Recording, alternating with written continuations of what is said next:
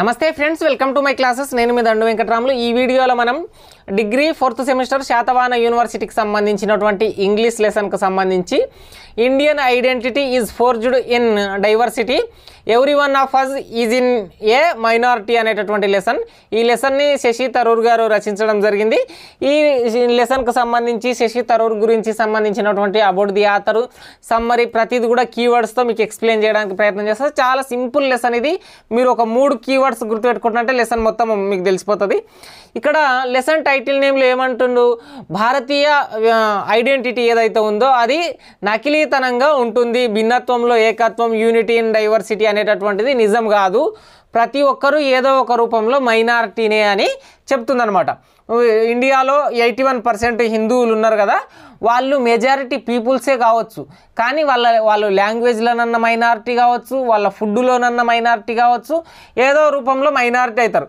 ఏదో ఇంకొక వ్యక్తులు దక్షిణ భారతదేశంలో తెలుగు మాట్లాడేటటువంటి వాళ్ళు 2 తెలుగు రాష్ట్రాల్లో మెజారిటీగా ఉండొచ్చు, కానీ గుజరాత్కో ఉత్తరప్రదేశ్కో వెళ్తే అక్కడ వాళ్ళు మైనారిటీలు. భిన్నత్వంలో ఏకత్వం అయినప్పటికీ అందరూ కూడా మెజారిటీ ఎవరు కాదు. ఈ డైవర్సిటీ భిన్నత్వంలో అనేటటువంటిది ఇది నకిలీతనము, ఖచ్చితంగా ప్రతి ఒక్కరు మైనారిటీనే అని ఈ లెసన్లో శశి థరూర్ గారు చెప్పడం జరిగింది. ఇది ఒక ప్రోజ్ పాఠ్యాంశంకి సంబంధించి అబౌట్ ది ఆథర్ తెలుసుకుందాం. కీవర్డ్స్ కూడా ఎక్స్ప్లెయిన్ చేస్తా. శశి థరూర్కి సంబంధించి మీకు చాలా వరకు యూట్యూబ్లో అక్కడ ఇక్కడ శశి థరూర్కి ఎలక్షన్ క్యాంపెయినింగ్లు కూడా చూసిండొచ్చు. శశి థరూర్ కాంగ్రెస్ పార్టీకి సంబంధించినటువంటి తిరువనంతపురం ఎంపీ అని చెప్పుకోవచ్చు. Shashi Tharoor is a farmer international diplomat, భారతదేశానికి సంబంధించినటువంటి అంతర్జాతీయ దౌత్యవేత్త అని చెప్పుకోవచ్చు. పొలిటీషియన్, రాజకీయవేత్త, రైటర్ అండ్ పబ్లిక్ ఇంటలెక్చువల్గా మరియు రచయితగా గుర్తింపు పొందినటువంటి ప్రతిభాశీలి ఇంటలెక్చువల్ అని చెప్పుకోవచ్చు. ఈ has been a member of parliament Lok Sabha since 2009. 2009 సంవత్సరం నుంచి లోక్సభలో తిరువనంతపురం పార్లమెంటు సభ్యునిగా వ్యవహరిస్తున్నారు అనమాట. కాంగ్రెస్ పార్టీకి సంబంధించినటువంటి వ్యక్తి. ఈ was formally under secretary general of the United nations.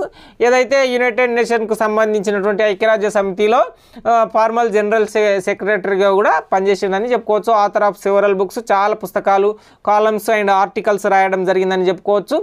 ఇతను రాసినటువంటి అన్ని రచనలలో ఇండియన్ థీమ్ అనేటటువంటిది history, culture, society, politics, foreign policy, other themes అనేటటువంటివి కనిపిస్తుంటాయి అన్నమాట. ఇటువంటి కల్చర్, సొసైటీ, పాలిటిక్స్ ఇవన్నీ మిళితంగా ఉన్నటువంటి లెసనే ద ప్రజెంట్ లెసన్ అయినటువంటి లెసన్. Is the recipient of the Commonwealth writers prize. Commonwealth writers prize అనేటటువంటి ప్రైజ్ని, సాహిత్య అకాడమీ అవార్డుని, అట్లాగే ప్రవాసీ భారతీయ సమ్మాన్ అవార్డుని కూడా పొందడం జరిగింది. కీవర్డ్స్ చూడండి, Shashi Tharoor author, Indian politician, member of parliament, ఎక్కడి నుంచి, తిరువనంతపురం, కేరళ. 2009 నుంచి లోక్సభ మెంబర్గా వర్క్ చేస్తున్నటువంటి వ్యక్తి అని చెప్పుకోవచ్చు.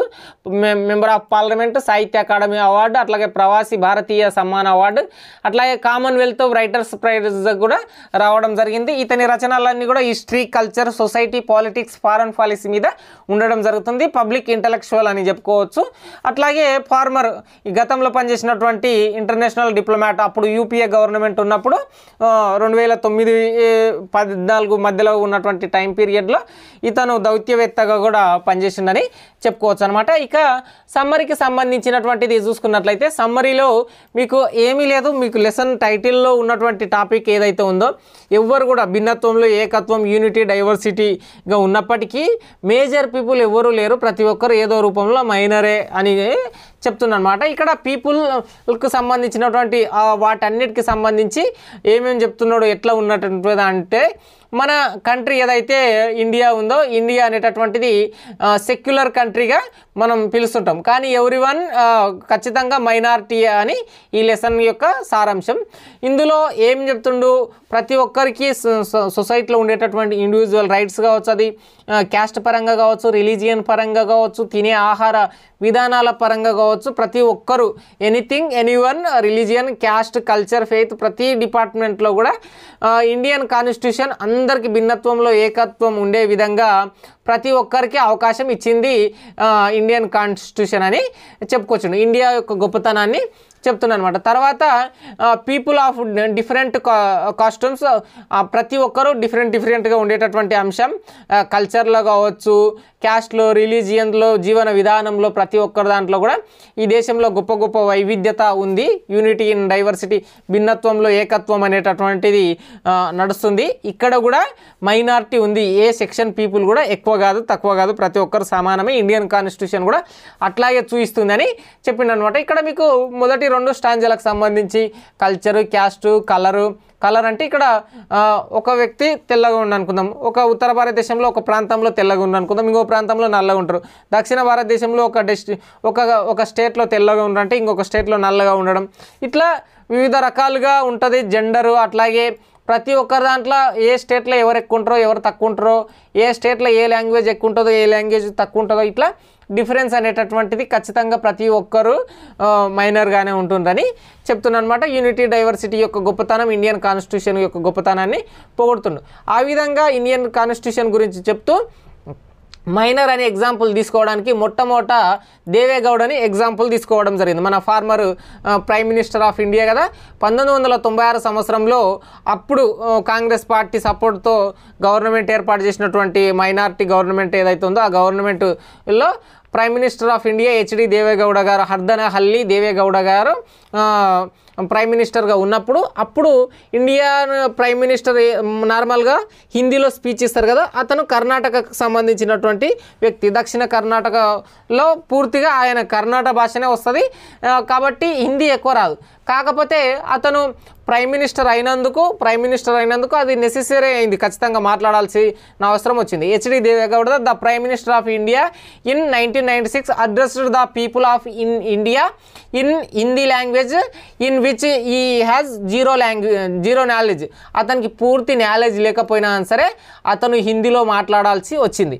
ఒక దేశానికి ప్రాతినిధ్యం వహిస్తున్న ప్రధానమంత్రి పూర్తిగా స్క్రిప్ట్ను చూస్తూ జీరో నాలెడ్జ్ ఉన్నటువంటి హిందీలో మాట్లాడాల్సి వచ్చింది. ఇక్కడ సిచ్యువేషన్ డిమాండ్ అనేటటువంటి అంశం. కాబట్టి లాంగ్వేజ్లో ప్రతి ఒక్కరు మేజర్ ఎవరు కాదు, ప్రతి ఒక్కరు మైనరే. అది చివరికి ప్రధానమంత్రి అయినా సరే అని చెప్పి హెచ్డి దేవేగౌడ గారిని ఎగ్జాంపుల్ని తీసుకోవడం జరిగింది. అట్లాగే మన ఇండియా కల్చర్ డిఫరెంట్గా మన సావర్నిటీ గురించి, గొప్పతనం గురించి తెలియజేస్తున్నాను అనమాట. శశి థరూర్ అనేటటువంటి రచయిత ప్రతి అంశాలు, జెండరు, స్కిన్ కలరు ఎక్సెట్రా, ఈ అన్ని అంశాల గురించి మనకు ఎక్స్ప్లెయిన్ చేస్తూ వాటి గురించి మన మ్యారేజ్ విషయాలు కావచ్చు, జీవన విధానాలు కావచ్చు, కట్టుబట్టలు, ఇవన్నీ కూడా డిఫరెంట్గా ఉంటాయని చెప్పి ఆఫ్టర్ 73 ఇయర్స్ స్వతంత్ర భారతదేశంలో 73 సంవత్సరాల ఇండిపెండెన్స్ అయిపోయిన తర్వాత కూడా కామన్ డిబేట్స్ వచ్చినప్పుడు, ఎక్కడైనా మేజర్ మైనర్ అనేటటువంటి డిఫరెన్స్ వచ్చినప్పుడు ఇప్పటికి కూడా ప్రతి సెక్షన్ ఏదో రూపంలో మైనరే అని చెప్తూ మరో ఎగ్జాంపుల్ని ఏం తీసుకున్నారంటే సోనియా గాంధీ గురించి తీసుకున్నారనమాట. సోనియా గాంధీ, అబ్దుల్ కలాం, మన్మోహన్ సింగ్, ఈ 3 అంశాలు 2004కు సంబంధించినటువంటి అంశాలని తీసుకోవడం జరిగిందనమాట.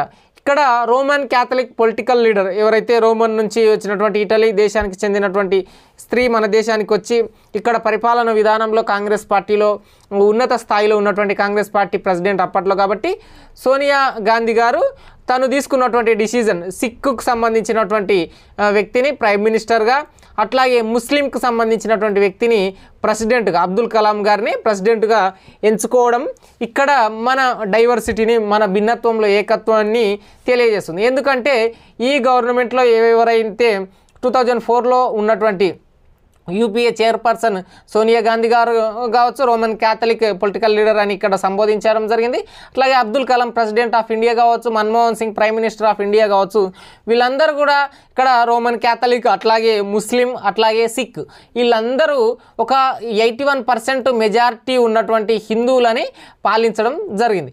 ఈ విధంగా మెజారిటీ పీపుల్ అనేటటువంటి వాళ్ళు ఎవరు కాదు, ఏదో రూపంలో కల్చరు, క్యాస్ట్లో, కలర్లో, రిలీజియన్లో, జెండర్లోనో, ఫుడ్లోనో, స్టేట్ వైజ్గానో ఏదో ఒక రూపంలో మైనారిటీనే అని చెప్పేటటువంటి అంశం. ఇది మన డెమోక్రసీ యొక్క గొప్పతనం అని చెప్పి శశి థరూర్ గారు ఈ ప్రోజ్లో చెప్పడం జరిగింది. మీకు తెలుగులో కావాలనుకుంటే కూడా ఈజీగా చదువుకోనే విధంగా మీకు తెలుగులో కూడా ఇస్తా. భిన్నత్వంలో భారతీయ గుర్తింపు నకిలీ చేయబడింది, మనలో ప్రతి ఒక్కరూ మైనారిటీలో ఉన్నారు ఏదో రూపంలో.